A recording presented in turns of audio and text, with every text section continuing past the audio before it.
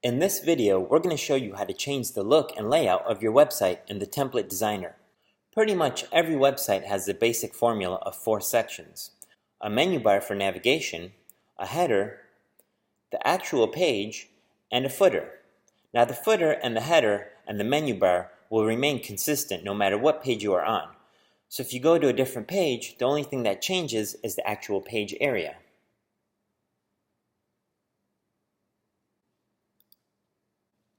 Okay, let's click the Template Designer button in the dashboard.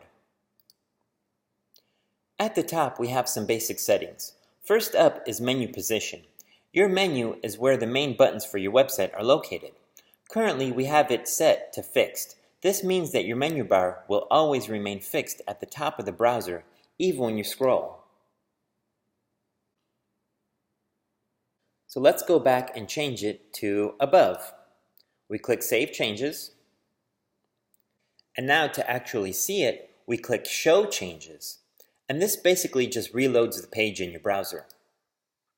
As you can see, the menu bar is above the header and it scrolls with the page rather than remaining in a fixed permanent position. Now let's go back and change it to below. Save Changes, we get the confirmation, Show Changes, and here we see the menu bar below the header. And of course it scrolls with the page. And the last option is to not have a menu bar at all. So why would you want to get rid of the menu bar? How will your site visitors go to different pages? Well, let's assume you don't have a very large website, maybe 5 or 6 pages, and not a lot of content on each page. You could just put everything on one page and let your user just scroll rather than clicking back and forth. Let me show you a couple of examples. Here is a landscaping site. Notice no menu bar. It's just one page that scrolls. He has his header with his company name, slogan, and most importantly, his phone number. As a landscaper, his website's primary objective is to get customers to call, so his phone number is prominently displayed in a large font. As we scroll down, he has a short About Us page and a list of services. Now I'm going to stop right here to cover something very important that I hope will help you to make your website effective and successful. In today's world, especially online, less is more. As a business owner, a pastor, a product or service provider, or whatever your website is for, it's our natural tendency to want to display as much information as possible because we want people to connect with us. So we come up with this super long fancy About Us page and a long in-depth history page about how it all got started and things like that. But the truth is, 99% of people will never take the time to read it. Visitors want to consume information as easily and quickly as possible, and oftentimes, if there's too much to read, it doesn't get read. The most important thing is clear, easy-to-read information, laid out in a way that's clean and not cluttered, easy on the eyes, and user-friendly. And that's exactly what we have here. This reading should not be intimidating to anybody.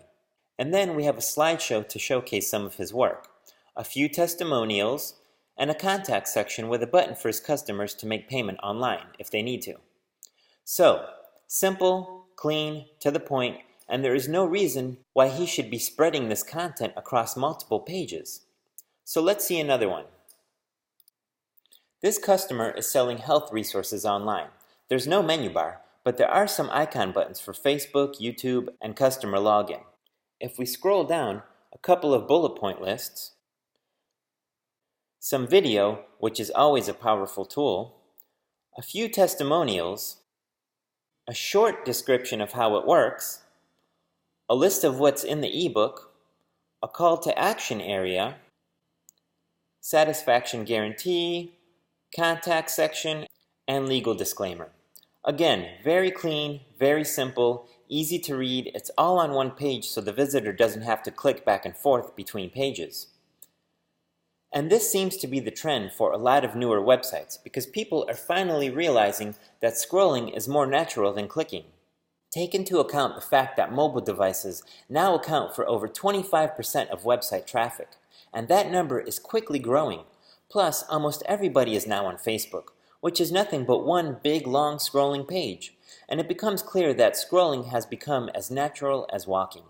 So if your site isn't huge and doesn't need a whole bunch of pages, a single page scrolling layout is something to consider.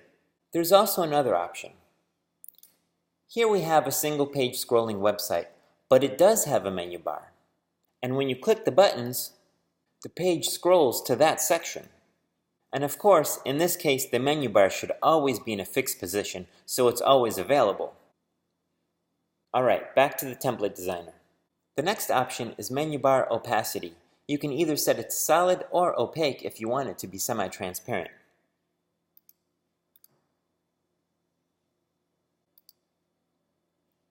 And this is what opaque looks like. You can see the content scrolling behind it. Next is corner radius. This will slightly round off the corners of your page elements. It's currently set to 3 pixels. If we look at our buttons and our forms, you see that there is a slight rounding off rather than a sharp corner. And if we switch it to 0, now we have sharp corners. Let's go ahead and switch it to 5 pixels.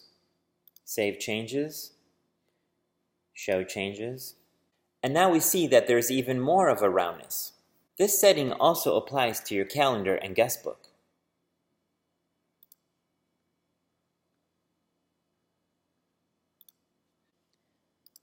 Now personally, I think 3 pixels is the sweet spot. Not too round, but it softens the corners ever so slightly and gives it a nice feel. Then we have font size. By default, it's set to 24 pixels, which is the perfect size for viewing on all devices, including mobile.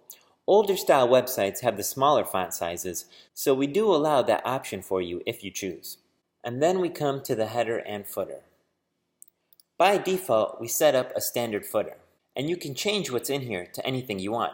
Or you may choose not to have a footer at all, so we allow you to turn that off. Or maybe you want a different header for each page. In that case, you would turn off the header and just place a different image or whatever at the top of each page. Here is a website where we did just that. We turned off the header, and depending what page you visit, we placed a different image at the top of each page.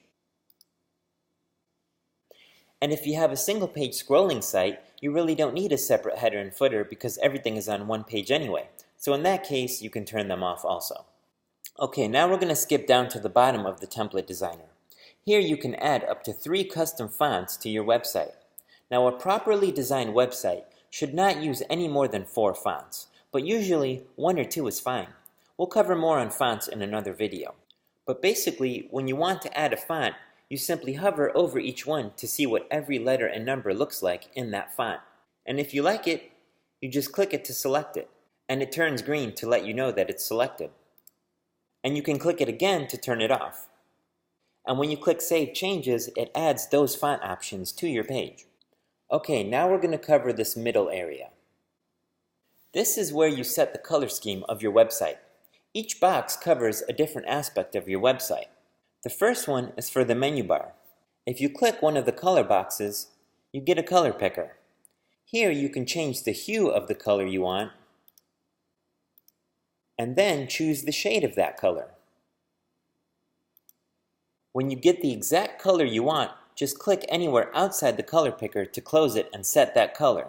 And when you do, it takes effect on the sample button above. And this button is a representation of what your menu bar will look like based on the colors you selected. We have the static background color, the background hover color, the font color, and the font hover color. So let's change them and see what happens.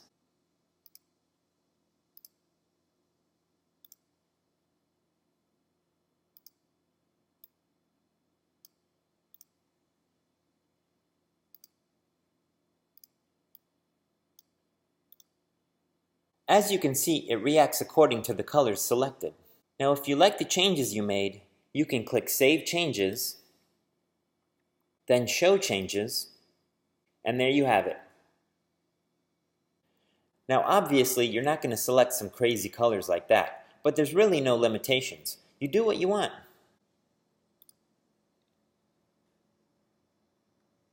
And over here we can change the background color of the site, as well as the default font color and text link colors. And the changes show up immediately in the sample box above.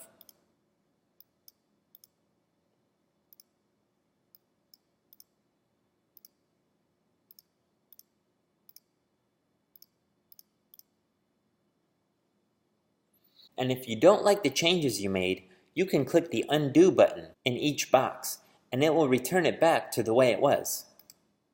But if I click the Undo button for the menu bar, it does nothing.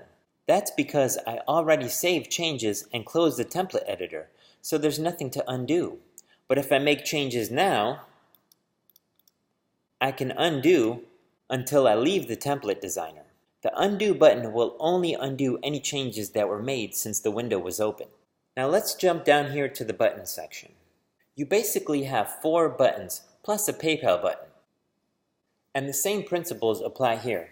On the sample homepage, we have all 5 buttons on there, so when we make changes, we can see them on the page. Now these 3 areas don't have a sample area at the top because they are a little bit different. For table background colors and custom font colors, what you're actually setting is default colors that will show up in the color picker palette for those objects, and we'll cover that in the other videos. Form colors affect the contact form, email list form, calendar, and guestbook. And over here on the right side, we have some pre-designed color schemes to choose from. When you click on one, it reloads the template designer and fills all the boxes with those preset colors.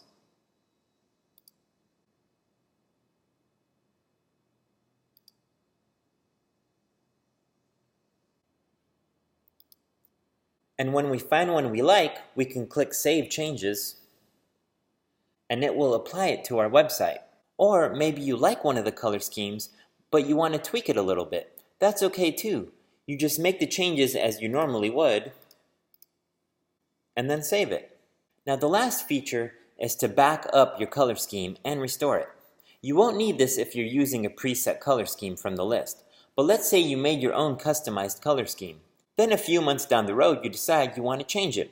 Well, before you make your changes, you want to back up your current color scheme so you can revert back to it in case you don't like the changes you made. Once you click the backup button, the colors currently set in the template designer, meaning what you are currently looking at, will be backed up.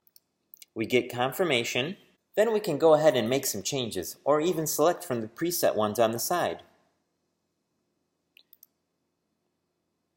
Okay, let's say nothing looks good to me, and I want to go back to what I had.